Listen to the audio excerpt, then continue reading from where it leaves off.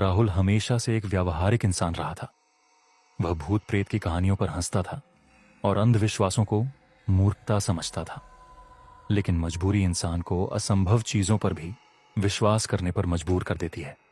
उसका दोस्त विक्रम, जो कभी गरीबी में जी रहा था, अचानक 6 महीने में करोड़पति बन गया था। जब राहुल, जो कर्ज के बोझ तले दबा हुआ था और अपना घर खोने के कगार पर था, उसने विक्रम से उसके रहस्य के बारे में पूछा, तो उसका जवाब सुनकर उसकी रूह कांप उठी। मैंने एक सौदा किया था, विक्रम ने शराब के नशे में धीमी आवाज में कहा। उसकी आंखें डरी हुई थीं, मानो कोई सुन रहा हो, किसी ऐसे से जो इंसान नहीं था।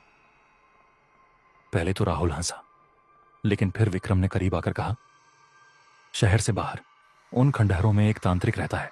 वह चीजों को बुला सकता है, चीजें जो मनचाही इच्छाएं पूरी करती हैं, लेकिन इसकी कीमत होती है। अपनी बेहतर समझ के खिलाफ राहुल आधी रात को एक टूटे फूटे मंदिर के सामने खड़ा था। उसका दिल धड़क रहा था। हवा में धूप और कुछ धातु जैसी गंध, शायद खून, मिली हुई थी। तांत्रिक, जिसकी आंखें खोखली थीं, एक टिमटिमाते दीपक के सामने बैठा था। तुम क्या चाहते हो? तांत्रिक ने खुरदुरी आवाज में पूछा। पैसा, राहुल ने बिना सोचे जवाब दिया। इतना कि कभी किसी चीज की कमी ना हो। तांत्रिक के होंठों पर मुस्कान फैल गई। तो तुम्हें एक प्रेत को अपने वश में करना होगा, लेकिन याद रखो, यह बदले में कुछ मांगेगा। राहुल के पूछने से पहले ही तांत्रिक ने मंत्र पढ़ना शुरू कर दिया। दीपक की लौ नीली हो गई और आसपास की छायाएं विकृत होने लगीं। फिर अंधेरे से एक आकृति उभरी, एक औरत, जिसके चेहरे पर लंबे बाल पड़े थे और उंगलियों के नाखून नुकीले थे। इसके बालों का एक गुच्छा ले लो, तांत्रिक ने निर्देश दिया। इसे सुरक्षित रखना, जब तक यह तुम्हारे पास है, यह तुम्हारी आज्ञा मानेगी। कांपते हाथों से राहुल ने आगे बढ़कर उसके बाल पकड़े। जैसे ही उसकी उंगलियां प्रेत के बालों को छुईं, एक सनसनी उसकी नसों में बह गई, जैसे बर्फ का स्पर्श।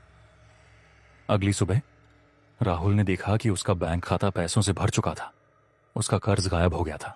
उसकी जिंदगी बदल गई थी, लेकिन उसकी रातें भी बदल गईं। हर शाम जब सूरज ढलता, उसे उसका एहसास होने लगता।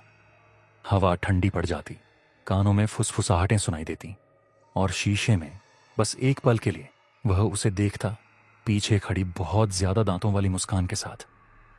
पहले तो उसने इसे नजरअंदाज किया, फिर सपने आने लगे। वह प्रेत उसकी पत्नी के ऊपर झुकी हुई, उसके बालों को अपनी हड्डी जैसी उंगलियों से सहलाती हुई, उसकी बेटी कमरे के कोने में किसी अदृश्य से बातें करती हुई। एक रात राहुल का धैर्य टूट गया। वह अपनी बेटी के कमरे में घुसा, जहां वह खाली हवा से बातें कर रही थी। तुम किससे बात कर रही हो? उसने गुस्से में पूछा। बेटी ने पलटकर देखा, उसकी आंखें खाली थीं। अंधेरे वाली आंटी से। वह कहती हैं कि तुमने उन्हें कुछ वादा किया था। उसका खून जम गया। अगले दिन वह बालों का गुच्छा लेकर तांत्रिक के पास पहुंचा। इसे वापस ले लो, उसने गिड़गिड़ाते हुए कहा। मुझे यह नहीं चाहिए। तांत्रिक ने आह भरकर कहा, तुम एक समझौता आसानी से तोड़ नहीं सकते। वह अपना हक लेकर रहेगी। और वह क्या चाहती है? राहुल ने कांपते स्वर में पूछा। जवाब तांत्रिक से नहीं, बल्कि अंधेरे से आया, एक आवाज जैसे नाखून कांच पर खरोंच रहे हो। तुम्हें। उस रात राहुल की पत्नी खाली बिस्तर पर जागी। वह अपनी बेटी के कमरे में गई, जहां राहुल चांदनी में स्थिर खड़ा था। राहुल, उसने पुकारा। वह धीरे धीरे मुड़ा। उसकी आंखें काली थीं, उसके होंठों पर एक अप्राकृतिक मुस्कान थी, और उसके पीछे छाया में वह औरत खड़ी थी, उसके कंधे पर अपना हाथ रखे हुए। अगली सुबह राहुल गायब था। उसके बैंक खाते खाली हो चुके थे। उसका परिवार उसे फिर कभी नहीं मिला। लेकिन कभी कभी रात के अंधेरे में उसकी बेटी को अलमारी से फुसफुसाहटें सुनाई देती, और अगर वह ध्यान से सुनती तो 2 आवाजें साफ पहचान सकती थी, एक जानी पहचानी और दूसरी अनजानी। दोनों हंस रही थीं। सीख, कुछ सौदे बहुत महंगे होते हैं और कुछ कर्ज कभी नहीं चुकाए जा सकते।